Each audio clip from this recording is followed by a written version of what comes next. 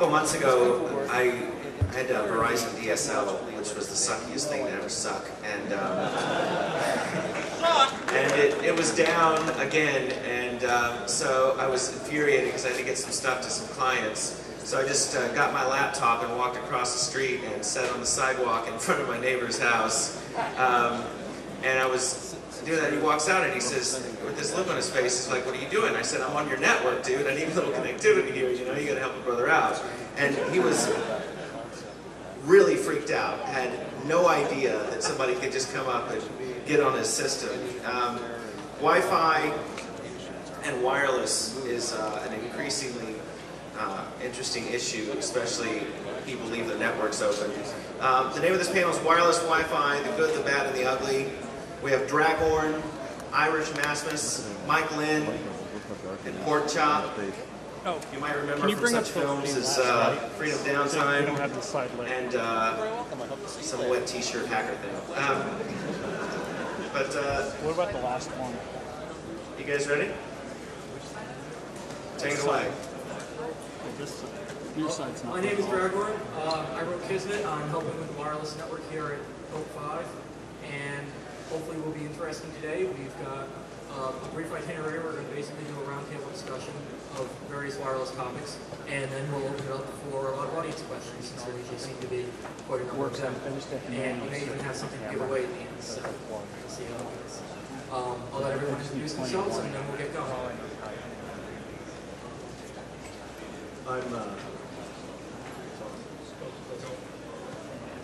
I'm Lynn. I right now work at ISS X-Force doing various kinds of research. I've done wireless stuff since shortly before the first pregnancy housing standards were ratified.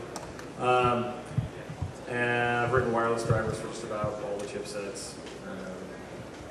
Written a couple wireless IDSs, a bunch of tools you've probably heard about. Adapter?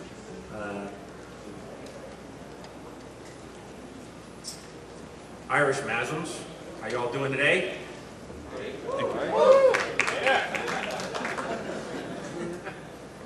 Some serious jet lag today. All right. I'm IrishMASMS. I get to play with wireless as much as I can on my off time, other than what you haven't already read in my bio. And it's an honor to be at this table talking about wireless and Wi-Fi with these guys. I'm Porkchop. I am what you read the bio, and on top of that, I just play around with wireless and try to do wireless security for some folk. Try to keep everything straight, try to keep everything as safe as possible with maintaining usability. We have a presentation slideshow of sorts to guide our talk. That's firing up really slowly. We sort of come along with the dots. We'll might as well start now while it loads. Wireless is a lot older than everybody thinks it is. It didn't come around in '99, and Lynn has a few comments about it. Okay, he wants me to talk about AlohaNet. I don't really know enough about AlohaNet to really talk about it. Somebody just brought up earlier that wireless is '99. Like, no, it predates Ethernet, and so he wanted me to talk about AlohaNet. Ethernet, some of the collision avoidance stuff, the CDMA things that Ethernet's based on. It's AlohaNet, University of Hawaii, a long time ago. So before Ethernet was made. Whatever. That's what I know. That's what he wanted me to say. So that's it. So it's kind of come full circle. With it started as wireless, now it then went to wired, now we're sort of back. Yeah. So if you really want to call something wireless Ethernet, I promise I won't drown you in the DEFCON pool like I threatened somebody last year. But AlohaNet would be closer to wireless Ethernet than 802.11. And just because it has the Wi-Fi compatible logo on there does not necessarily mean that any of us on the panel or this presentation is Wi-Fi compatible. Some of us may be distinctly non-Wi-Fi compatible. Especially Dragorn. Some people do very funny things with packets, and there are vulnerabilities that are not really widely known. I mean, it's sometimes published on the internet. There are things you can do to mess with the firmware cards, or things you can do to basic protocol level attacks that you can do against different clients. Things that you wouldn't really just by using the protocol in a different way than was expected, there are problems with it before it leaves the paper, is what I'm trying to say. It was very naively designed, and some people work to break it, some people work to fix it. This company works to fix it. I would argue that we're all trying to fix it. Of course, you know, by fixing it, you first have to break it. So one sort of requires the other. Well, usually during the design process, though, that's when you want to try and do the most breaking of it. And this one, they haven't really think they did much of that. The WEP was broken back in 1995. There was a paper published to say, this is before WEP was conceived, if you're trying to work about the timeline there. It's a paper published called My Weak RC4 Keys. It's trying to knock down a potential implementation of a future SSL that was going to be vulnerable to the exact same related key vulnerability that WEP has in the key scheduling algorithm. Then 4 years later, 1999 comes around. Nobody bothered to read anything about that. They go and implement the exact same thing that the paper discussed never implementing. And essentially, the attack you have is the exact same attack with a few modifications that was described in a paper called, just Google for it, My Weak RC4 Keys. And nobody at IEEE seemed to go and look into this when they came up with the great idea of WEP. That's what I mean by, they didn't exactly look into it initially, and they didn't do the sort of trying to break it to see how the things they were doing would have been a bad idea initially. So that's why everybody's kind of scrambling to fix it and have been since Karen. So even if you comment on things that have been developed already in the before you actually implement it, Design phase. Design phase, thank you. Even though you're commenting on the design phase, doesn't actually mean that people are going to pay attention to you, and you still have to keep in mind everything that you've learned in the past. Yeah. Well, just the amount of information, just going out and doing a Google search on wireless or Wi-Fi security will give you a plethora of information. But does that mean that the IT professionals out there that got stuck by the boss to say, here, I want Wi-Fi so I can check my email while I'm on the loo? No, they don't bother. They just throw it in there and run on. Well, that creates some vulnerabilities and some problems for your organization and for yourself as an IT professional. Well, it's worse than that, though, because everywhere the initial reaction to it was, no, not on my network, you can't have this on my network. And then either one of a few things happened. Either the users overran because as much as we like to control the network, sometimes the only way we can maintain control at that level is we can either turn it off or we can sort of work with you to do what you're going to do anyways. Like IPv6 tunnels have sort of a similar problem with that, and wireless is a huge one because it's difficult in a lot of these places, especially with the internet connection sharing. So either some VP, some hotshot VP gets it and you're not going to tell him no, he's going to say you figure it out and it's going to be your problem. Or he's going to, or basically you're going to be overrun with all these unauthorized ones. It's going to be done either out of your control, completely out of your control. So in other words, you say we can't do this, and thus since you can't do it, you have no control over how it's done. And it's going to be done anyways. So they end up having to implement it just so they can have a controlled, allowable way. One of those two ways, but you can't stop it from going everywhere. People want it too much because it's too easy and we're all lazy. You also have the situation that I found on a couple different occasions. If you go ward driving down in the business centers of town, you'll find these certain access points that are wide open. And then you drive by later that evening or that night and the access point is gone, but miraculously you find it in some house out in the western part of town. And I'll lead you to have your own conclusions about that. Which brings up the next interesting point. How many people think their home network is secure or think they're interesting enough that they have to worry a great deal about their home network? Just raise your hands. One or two. What's your address? How many people are positive that their lawyer or their doctor doesn't have someone in their office plugged in a wireless access point? One. One guy. Someone's actually checked. There's another issue too at your home why it's an issue. It's especially everyone here, because you guys will have the worst time talking your way out of this one. The type of people who are most likely to get on there, aside from the 15, I'm upset at my father, I don't want to go break something type. Aside from that type, the only people you really have to worry about are the people who, let's see, I have an anonymous high-speed connection to the internet, and somebody else is going to take the fall when I get caught. And if you're in this room, you're probably going to have a harder time talking your way out of that rap than most people. So, because you're going to tell them, no, I don't know how to do any of this stuff, it wasn't me. And then they're going to look around your room, they're going to see your Hope badge, they're going to talk to your friends, and they're going to be like, no, this was you. and you're in trouble. So even if you don't think that any of the stuff on your network is all that important, or that anybody's really going to want, just imagine they don't necessarily want your things on your network. They just want your network access, so they can remain anonymous and do whatever they want. And that's a fairly common use for wireless networks as far as an illicit use of them. I would never drive around town finding an open access point and start up Kazaa. I would never do that.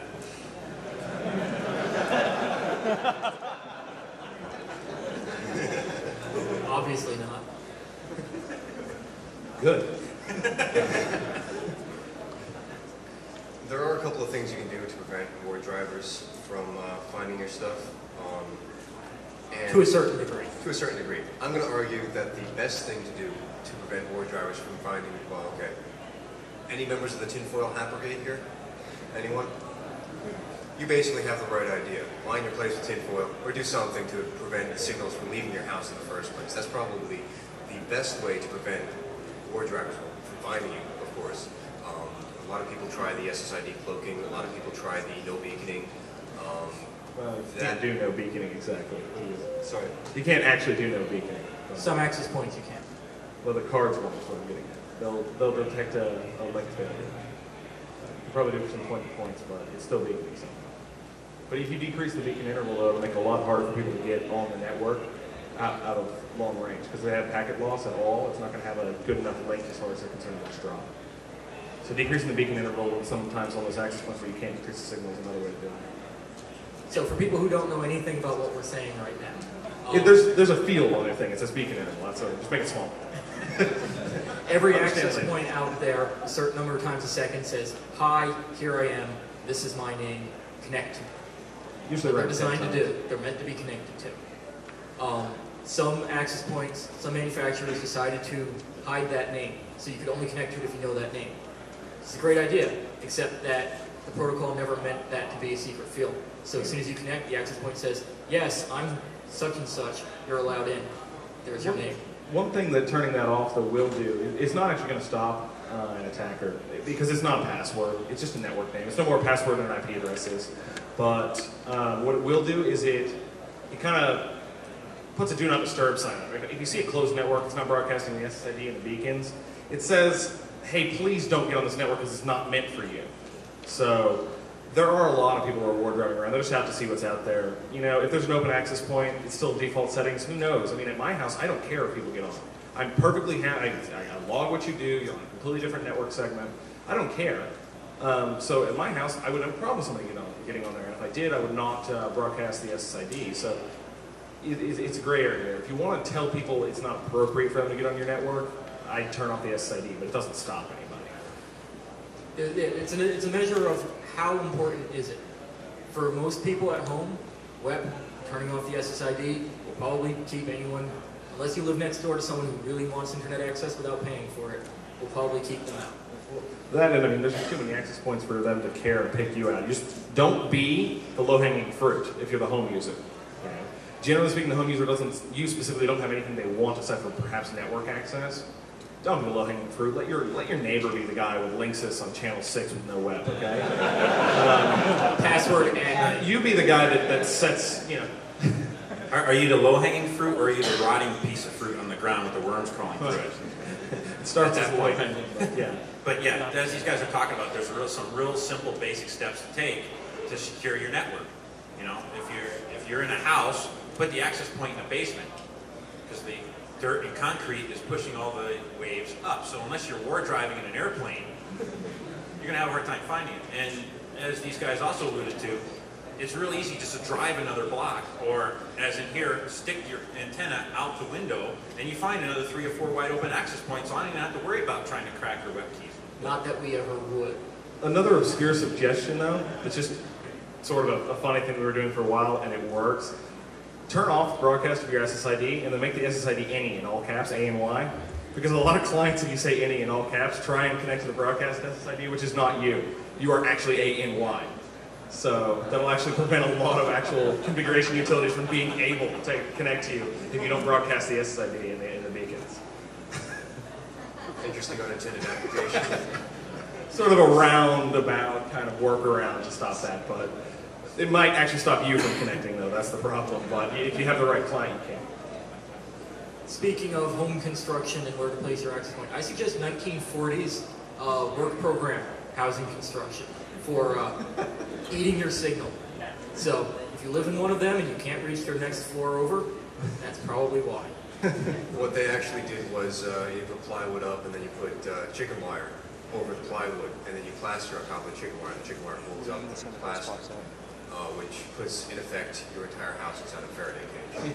You're down to one XLR. Yeah, I can plug the other one. So how many here in the audience word drive? Ooh, we got a bunch. How many people have told you it's a crime? Wow, I guess we're pretty... It's only a crime when you get into theft of services or you're doing other illegal on the things. camera. Just word driving around is not a crime. It's kind of a gray area, though, when you do get onto the network. Like I said, there are plenty of networks that are open and meant to be open. My access point at my house is meant to be open. I have one that isn't at my house, but there are plenty that are because why bother?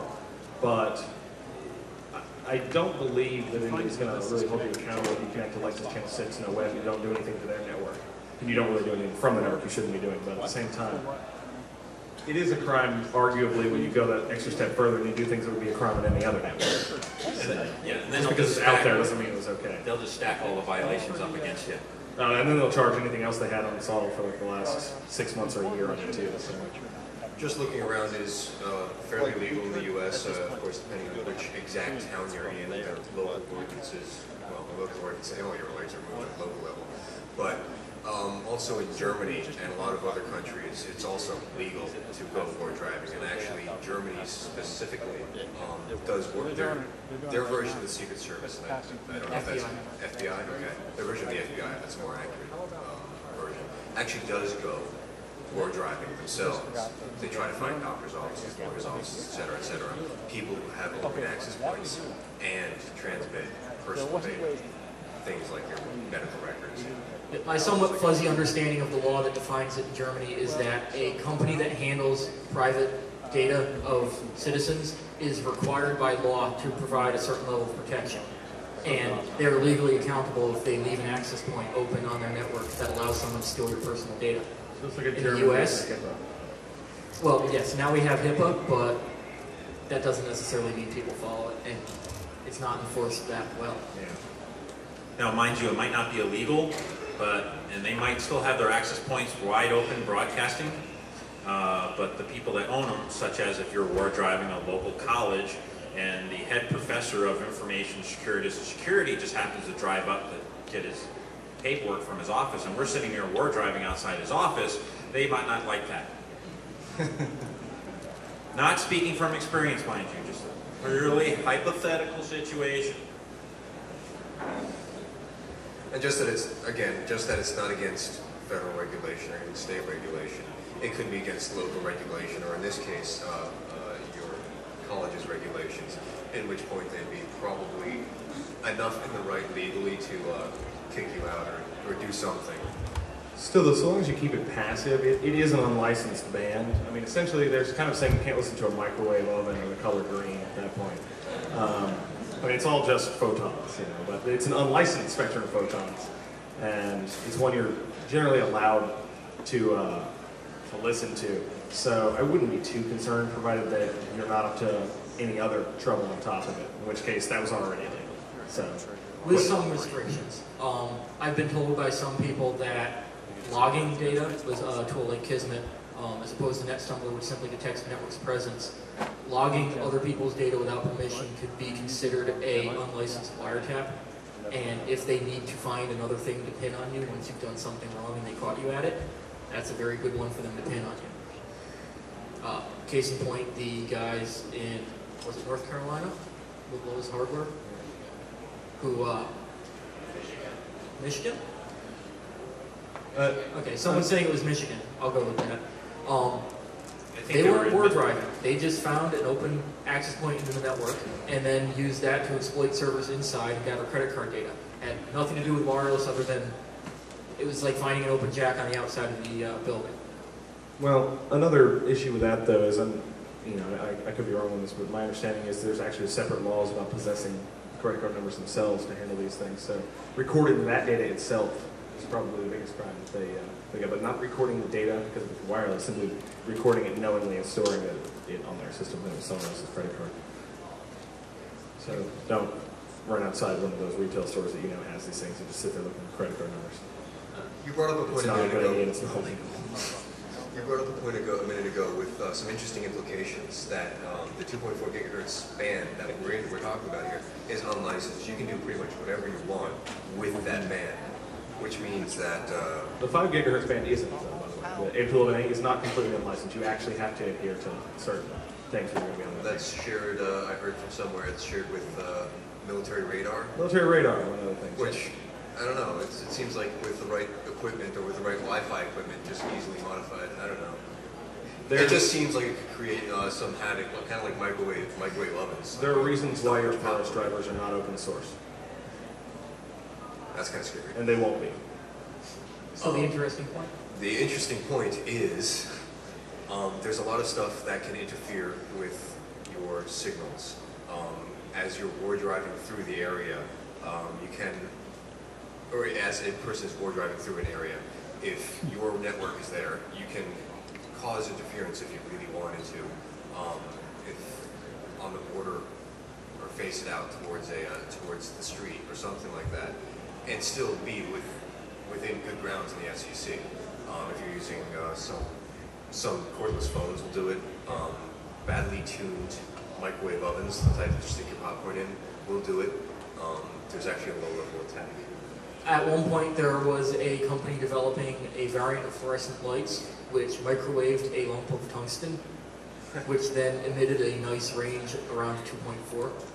Well, all of that interference is going to drop off with the inverse square law. And the problem with that is, as soon as the signal gets kind of far away, it's not a problem, it's actually a feature, but if you're trying to exploit it, is that the spread spectrum and OFDM OFDM being what 812G uses and 812A uses, and direct sequence spread spectrum being 812B. They're pretty resilient to it. Once the signal gets pretty far away, you're going to cause probably some packet loss, but I wouldn't worry too terribly much about it. It's not the real issue with also. You also have other Wi-Fi hardware. For example, we're driving through a town I live in. We found this particular access point all over town, the same SSID. Well, doing a little social engineering, finding out that the local government, due to the political layer of the OSI model, decided they wanted one access point with one omnidirectional antenna and boosted the signal like you would not believe. Of course, you're from a very flat area. Yes and no, but yeah, pretty much.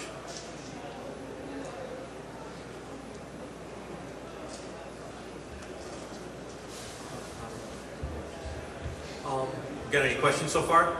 There's a microphone right there in front of us. Don't be shy. So come up to the microphone if you have questions. What are you going to do to us? Cool. So you guys are talking a lot about the attacker host model. So you have someone who's attacking a particular access point, but we haven't talked about the reverse model, where somebody sets up an access point and lures the clients. So let's do that. Very good point. We actually didn't, you're right, we didn't get to that. One of the major problems with 802.11, you connect to the network. The network says, okay, my name is Bob. And you keep treating that like it's Bob. Doesn't mean it's Bob. Software's already been written. It was demoed at Black Hat last year, which is actually quite simplistic, where it simply spoofed the network name, kicked all the clients off the real network, and brought up a web page that looked like the T-Mobile network at Starbucks. How many people plugged your credit cards into Starbucks in the past week or month? Show of hands. A couple. Not many coffee drinkers, I guess. No, because I can just drive another block and find an open access point. Why don't I want to pay for it? From people who are more careful with their credit card numbers, perhaps. There are some solutions to this. I'd love to do it. I have. I worked for companies in the past. Fortunately, I'm under NDAs with them. I can't really release very many wireless drivers at this point. But the easy solution to this can be solved in the drivers, and that is, right now the cards themselves will not let you choose the network itself, the MAC address and various other authentication characteristics you want. It'll just connect and it'll start sending traffic. Well, some cards and drivers will let you choose the MAC address of the network you're going to associate with, but just because the network says it's that MAC address doesn't mean it's the same network. Still, there's no strong cryptographic authentication yet. Most of these problems can be solved on driver. For example, most of the man-in-the-middle issues can be solved by simply refusing to switch channels whenever somebody disconnects you off. And they need to have hooks in the drivers, and I've talked to a bunch of people at Theros and things like that, and they don't really get much response from them because I guess there's not as much demand. But you need to have hooks in the drivers, or modify something in the card's firmware to be a little more intelligent, a little more choosy about who it connects to, rather than just connecting on a whim to whoever. The problem with that is a lot of these things you can't even tell which network you're on. So, you know, MAC address, authentication, anything like that, you don't even know. You connect to a totally different network. It didn't have the same authentication scheme that you had expected, like your network is supposed to have, and you're just on. That's something that can be fixed in drivers or in firmware. It's not very difficult to do. The card gets an interrupt whenever it's configured, its current link status, or whatever changes. You just need to validate those values, make sure they're kosher, and then make sure your authentication is still current. And they don't do that. So if they did that, then you would start to see some real security in some of the more advanced attacks on these things, including an access point attack. My point of view is always towards usability, towards the drivers and everything staying out of your way. At what point do you think that it's important for the driver to stay out of your way? How bitchy do you want your drivers to be about what access point is connected to? Where's the cutoff? Well, I mean, having worked in the wireless industry, writing wireless drivers and things, I can tell you the cutoff is wherever the customer demands it to be. If I had my choice, I would make it very configurable. You can have a mode where it's dumb and does whatever, and you should have a mode where it is very, very particular and it knows this is the right piece of hardware I'm talking to. You know, like when I plug my cable into a switch, I'm fairly sure nobody's man in the middle attacking my physical switch. Like they didn't swap it out with another that looks just like it in my house. And if they did, I'm kind of glad they didn't steal my computer while they're at it, you know. But with wireless, it's a totally different deal. Who knows what they did there? They can essentially swap it out. You don't even know.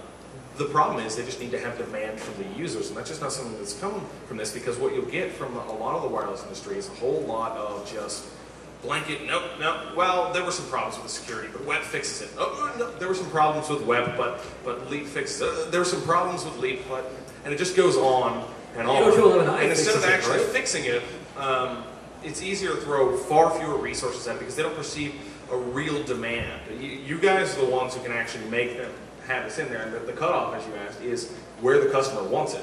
That's what they're going to do. And they just don't see that demand, and they're really kind of driving to not do it because it's more work for them. Not much, but it is more work. On a similar note about the customer driving the network security levels, check your doctor out, check your lawyer out, bring your laptop next time, kill a little time in their office, see if you see your records flying by, ask them about it. Just be careful, because no good deed goes unpunished. That's correct, in certain cases. So make sure you very carefully approach that. Actually, I think the next talk in this room is about no good deed goes unpunished, actually. I definitely not suggest knocking on a random law firm's door and saying, hey, all your customers are exposed. They probably wouldn't take it very well. If it's your lawyer, you might be able to get away with it, but be very careful. If it is a doctor's office or a hospital or something to that effect, I think that would throw them pretty squarely in violation of HIPAA, and I'm sure they have a HIPAA compliance officer who would be more than happy to, in a panicked rush, go and find whatever it is you were freaking out about and make sure it was okay. I don't know if he'll fix it, but he'll at least freak out for a little while. I would approach them, generally speaking, you can get on a web page or get through the operator there and just talk to the HIPAA compliance officer. If that's difficult, I don't know how you really approach them, but I'd approach them saying, hey, we might have a HIPAA compliance issue. Although, again, no good deed goes unpunished, so a lot of times what you'll see in certain situations is a knee-jerk reaction is people will just try and, you found the problem, well, you're the one who made it. You are the problem. And that's not a really good security model. You need to move away from that and accept we have problems. Just because some guy found it doesn't mean it was there. You know, you don't shoot the messenger. I'd worry for them shooting the messenger though, so be careful. And some of these examples aren't that hypothetical. I've encountered law firms that have their entire network open, completely unsecured. Power plants. And even when you told the lawyer that the access point is wide open, they still haven't fixed it. Actually, I took my own advice on that one and kept driving. My lawyer's access point was totally wide open. Did you get him to fix it? I gotta unplug it. As far as I was concerned, the problem was fixed at that point.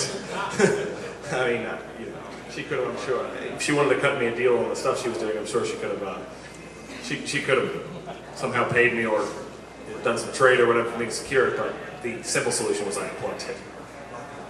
Well, we have a bit of a queue, so let me take some more questions. Ask away. First thing I wanted to mention were there are tools out there for MITM and, of course, determining the SSID for cloaked access points.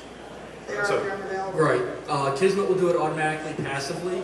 There are active tools as also, well. right, if there's any client on a cloaked network, you can force that client off. The client will automatically reconnect, and the network will automatically disclose what its name is. Also, should we capture intelligent access points, detect MAC spoofing and or disconnections, and de-authenticate that said user?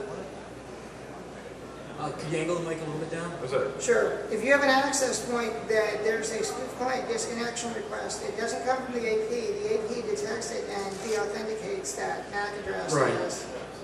Right. You can That's where I think they should go. You can kick a user off you can kick a user off a network by telling the network that you're the user and you're going away, or you can kick a user off the network by telling the user you're the network and the network is going away. Currently, there's no way to protect against that because the Edo-Telephone protocol has to be backwards compatible, like G is backwards compatible with B, and A is using the same standard layer. It's not entirely correct. Certain cards do that in software. You can fix that problem in software. It isn't. I stand corrected. Unless it's done. Certain cards can't. Certain cards are pretty much software radios. So. Are they technically But they don't. 11 compliant then? No, not even close. But I mean, very few FTP servers are fully RFC compliant for a reason. The RFC has problems, and I'd say that especially with the old legacy of B and G and A specs, anything prior to I still has its issues, but any of those, it's probably not a bad thing to skip a little bit of compliance for security. That and very few of them are even approaching compliance anyways. Which brings us back to needing drivers that allow us to define the level of security we want. Yeah. But they're not going to do it until people actually sort of demand it. Open source drivers are, of course, always going to run into those issues with the right group of people. You need to angle the mic down. Open source drivers are always going to have those issues if somebody knows how to manipulate that radio chipset. Right, well, closed source drivers have the issues too. I mean, open source lets us be able to fix some of the problems. Like get Theros out. Having written lots of closed source drivers, I assure you they have problems just like open source. It's code. They have, in some cases, more problems because fewer eyes are looking at it, but what they do have is the closed source ones typically have access to the hardware specs. So they have more access to fancy things. How you doing? I have two small wardriving questions. One, do you know anything about the legal implications that some people chatter about involving fetching the AP name, because that's an actual active connection, whether that differs from just passive? And also, the box that I threw in my truck, it's this little ultra mini case that doesn't support PCI slots. Are there any USB-based wireless devices that you can ward that? For the first one, I doubt that you ever get prosecuted or arrested solely for forcing the disclosure of a network name. I think it gets into that big gray area of let's make up charges to get you more of a jail sentence. I'm sure some of our other speakers this conference can attest to some first-hand experience on that. As for the second, what operating system are you doing it on? Probably 2K. We're starting to run out. Irish might know better. There are a number of USB drivers, or USB cards. Yeah, there are wireless products out there that connect right into the USB port. I've helped some friends troubleshoot some connectivity issues or just the things not working at all because they were crap. Belkin.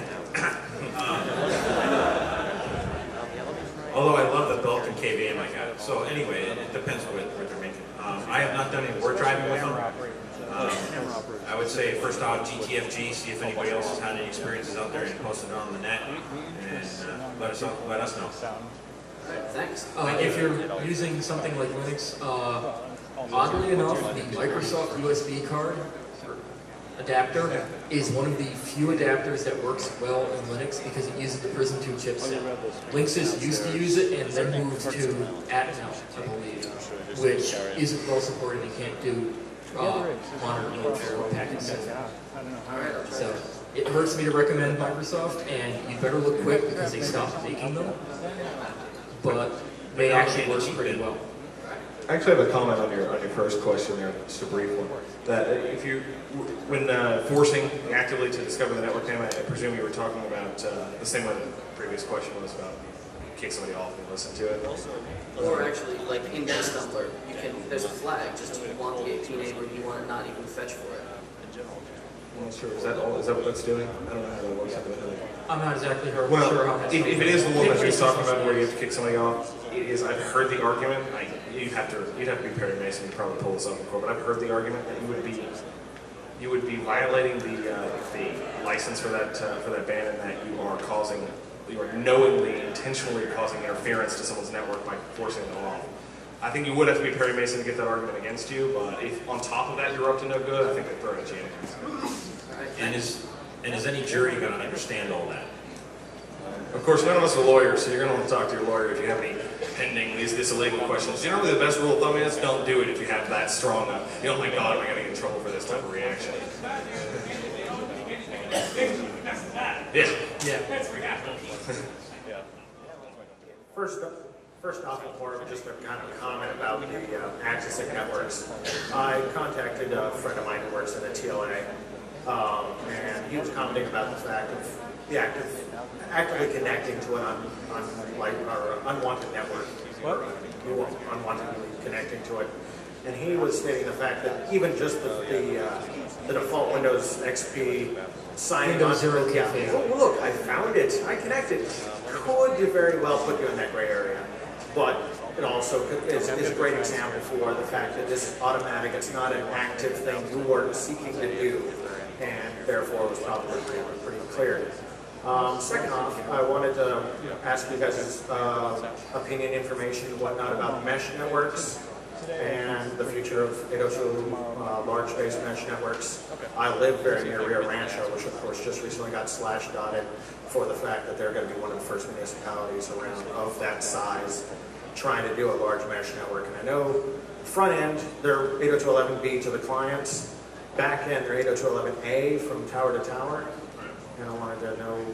Yeah, mesh is very interesting. There's a couple of different ways of doing it. I actually meant to mention it and forgot, so I'm glad you brought it up. There's a couple ways of doing mesh. I think what you're talking about is more of a... It's just a distribution to end users rather than an actual mesh.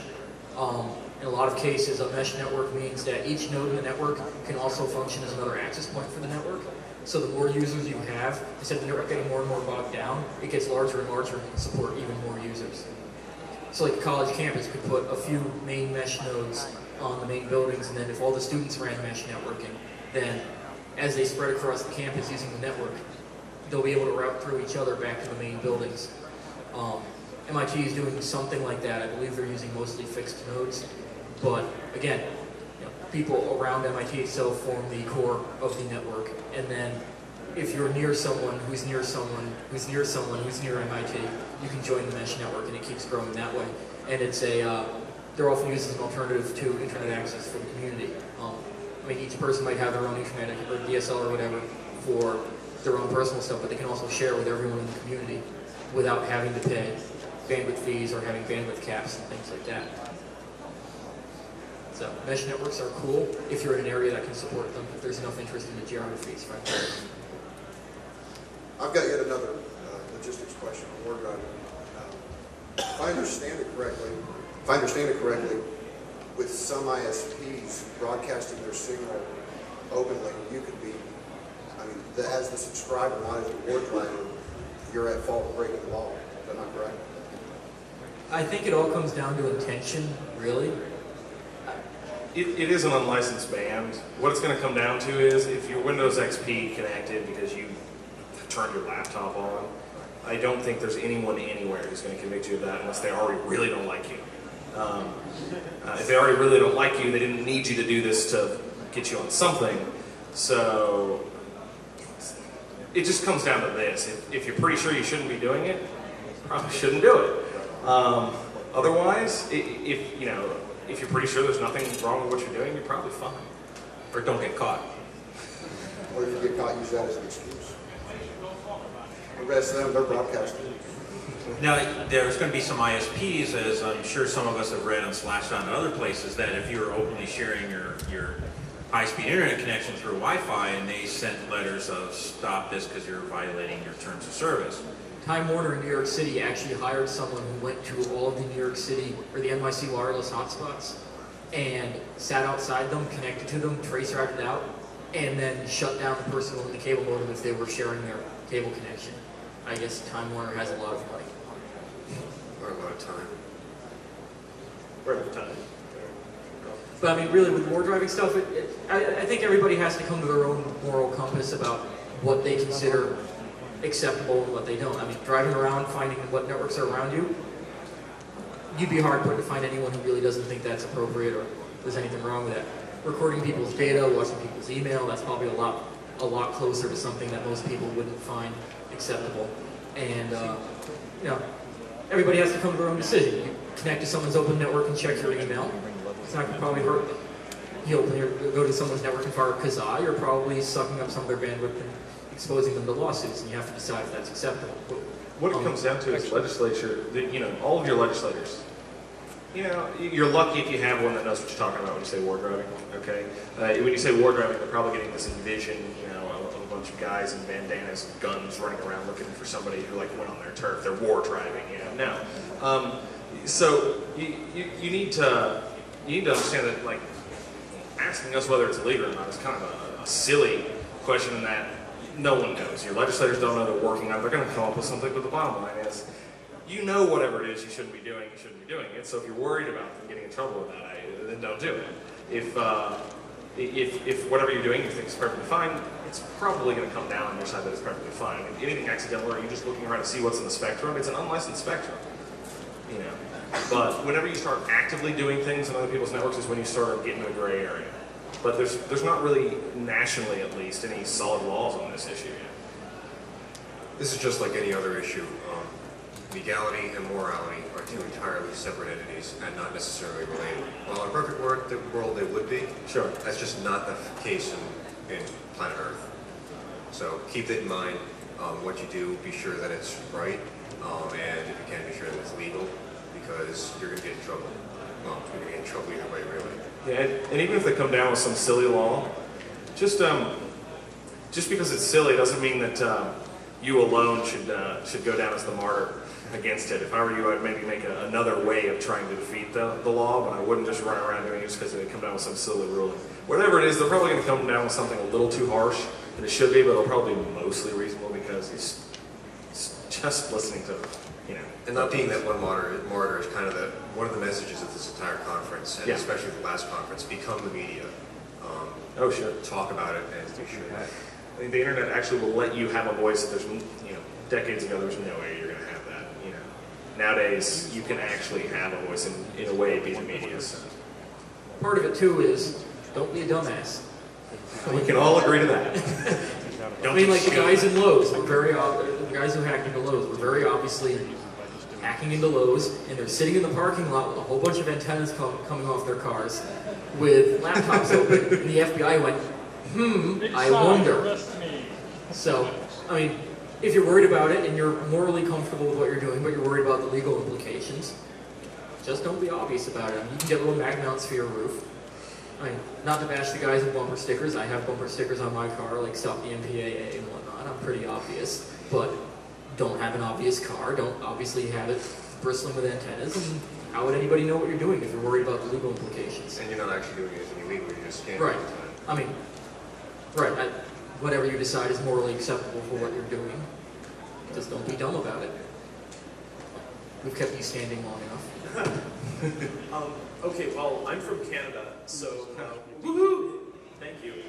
We don't have quite as many laws about this as you guys do. Well, rub it in, though. Why don't you? Yeah, thanks. Appreciate it. Oh, and by the way, file sharing is legal in my country. But you do have the blank CD tax. True. We do too, don't we? Yeah. And they also make it real hard for people in the States to try to move up to Canada. Yeah. Well, do you want us up there? Sorry, what was your question? Well, it's interesting because Canada, I'm not sure if it has as many like wonderful secrets and whatnot as the U.S. government does. However, one of the horror stories which I've heard about from some of my friends who live up in Ottawa around our Parliament buildings and go war driving there is that you drive around the Parliament buildings, you just find hotspot after hotspot, and it's kind of like, okay, Parliament buildings where, they're passing all sorts of laws and possibly having, secret communications, and they're broadcasting it all over wireless. It's just unbelievable. Well, you got to look at is, you're in an apartment where you're only going to be for, a couple years. You don't want to invest in running Cat 5, and probably the management company won't like it if you do that. No, trust me, they don't. Well, see, I live in a crack house, so they never come around. So I just do whatever I want. I guess the network management rules there are pretty lenient. Yeah. So what's the easiest thing to do? You get an access point, you slap it in, and you're good to go. And then you don't think about the security implications. Because there's no paperwork in the box that says, hey, you should do this. The other thing is, they don't know. I mean, all right, how many here has a mom or dad that has absolutely, who thinks you look at ones and zeros all day, just on the screen? You look at ones and zeros, you click things around, you do something with the modem, They don't have any real clue about this. The second you kind of tell them about it, then the light bulb will go up like, oh yeah. But whether you like it or not, you guys have somehow managed to just through random, circumstance and decisions in your life, just like I have, you sort of become the ambassador of technology and security to all of your friends and family, whether you like it or not.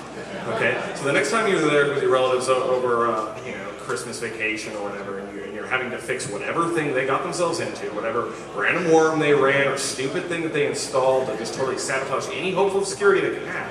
You might want to try and sit them down and just explain to them how some of those things work. They're not stupid, they're just ignorant. There's a big difference, okay? They just don't know, what it is, and you guys, kind of like it or not, have sort of put yourself in a position of responsibility to kind of tell them. You'll see a lot fewer retarded, ignorant laws about technology when people understand it, okay? A lot of these things, it's just, they just don't understand the ramifications of it, so they make something that's wide and sweeping and don't really get it. But if collectively we can sort of educate people, just friends and family. I'm not talking about you go out on, street corners with big signs demanding that people listen about security, because they won't. They'll just think you're crazy. But your relatives will, and I think that's really what's happening. Okay, my relatives will probably a little bit, and yours might. His won't. You're describing a conversation I had 48 hours ago, man. Well, the bottom line is when it comes down to it, they don't get it. Just say, look, just do it. Okay, just do this. So even if they don't understand it, they'll be doing the secure thing. But if we can do that, you'll see fewer of these things in the apartment complexes, and what you'll get is more of them that are open that are meant to be open. Like at my house, you come on my house, you get on my network, I'll notice you're there, because it's watched, it's logged, it's logged to an offline machine, so you can't have a scenario of hacking somebody from my house and me getting in trouble. But the fact of the matter is, it's ignorance, it's not stupidity, and you guys can actually talk to some of these people. Although I wouldn't go head up to random people you don't know, because they will take that as sort of a threat, whether it is or not. But keep it to friends and family for the time being. All right, well, we're beginning to run short on time, so we'll try to get to the last questions. So I'll try to be quick since we answered a couple. Okay, I'll be real quick. The big one that I have is, what is the difference in the turbo cell implementation versus straight 802.11b between master and slave? Turbo cell, that's the kind of long one. Real quick version, turbo cell is custom firmware that works on loosened access points. That's basically meant for point-to-point bridging, usually over long-range stuff that aggregates a bunch of packets into a larger frame. Also, second, what is the loosened site survey process? Is that specific packet types or? I don't know much about it. I think it's basically just kind of like a net stumbler. We can answer some of these questions after the thing. I'd be really more than happy to. We got a lot of people who haven't actually asked questions. I'd like to see if we can get some more up here. So come by afterwards. I'll see if I can answer any questions. Do you guys know about the FCC giving hospitals around Wi-Fi frequency? I've not actually heard that. The things that I've seen is not really indicated that. They'd have to have a special run of things. I heard about a year ago that they were hospitals were at their own frequency. If they did, it was because of HIPAA compliance, and that doctors is just really convenient for them. All the hospitals have it because they have to carry around lots of medical information, charts and things. It's a lot easier to have it on a little PDA that's got wireless access. But I've not heard about that. I've not seen it. The only people I've actually seen that has custom hardware and a custom implementation of this is in fact the New York Stock Exchange. Someone made them some very custom equipment for the wireless. I was just wondering, as far as, I worked with some Almerion stuff at the job, and how come to adjust power as far as, it's just You like speak a little more, I can't hear you. low, medium, and high as far as the power goes. How come there isn't more of like a linear adjustment? You know, to kind of walk around your house or whatever, do a site survey and see how far the signal will go out? Some have it. You just haven't demanded enough and enough numbers. It's a UI issue probably more than anything else. That, and not every card gives you the exact control that you're looking for, but most do. Cool. On the 2.4, everything's getting kind of polluted. Lean a little closer to the mic. Sorry, it's a little hard to hear. No problem. On the 2.4, everything's getting kind of polluted. If you want to do a secure network, is there any licensed frequencies that you guys know, or the equipment that you would know to do basically point-to-point or point-to-repeater that you can broadcast out? 2.4 is, you're fine on. 5 gigahertz for 802.11a are fine if they don't have anything in the way. If you don't have anything in the way, 802.11a is much nicer, but it'll bounce off a glass wall. I mean, it doesn't go through anything. But I mean, is there anything else other than 2.4 or 5.8 that you would know of that the equipment would handle some high data pass? They make some that's licensed, as far as I know, that runs on some UHF, as far as I'm concerned. I remember, but I don't remember who it is. You don't remember? I don't remember. Okay. I'm sorry, I'm not very useful. Thank you, Joey. Check out Gazu. And if you have a lot of money, actually keep in mind laser. Actually, excellent point. For point-to-point, perfect. Point-to-point laser, as long as you're within 1,600 feet. And the actual 802.11, the initial 802.11 spec that supports frequency hopping as well, had an extension for laser. Not that there's a reason for all the obfuscation of 802.11 and laser. We were actually considering laser for to get the conference bandwidth from 8 to 2 briefly. Of course, that is kind of pricey.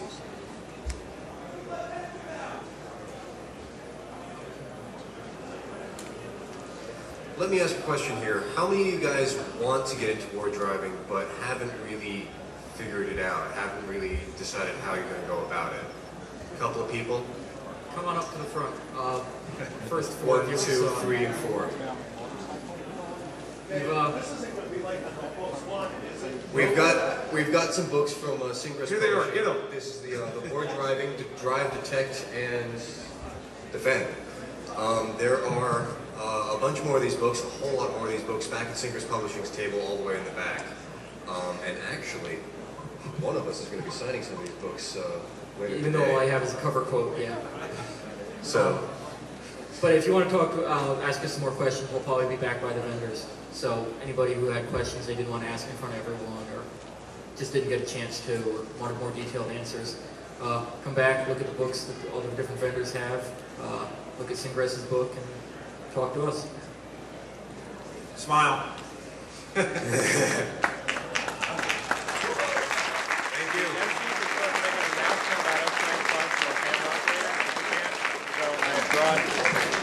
So many celebrity hackers here today. Right now, capture their contact information. The next panel in a few minutes is going to be Maybe talk about it. When Corporations Attack with Dan Morgan, Hopefully Greg got who knows more than a lot of people that you can get in a lot of trouble for telling people how things work.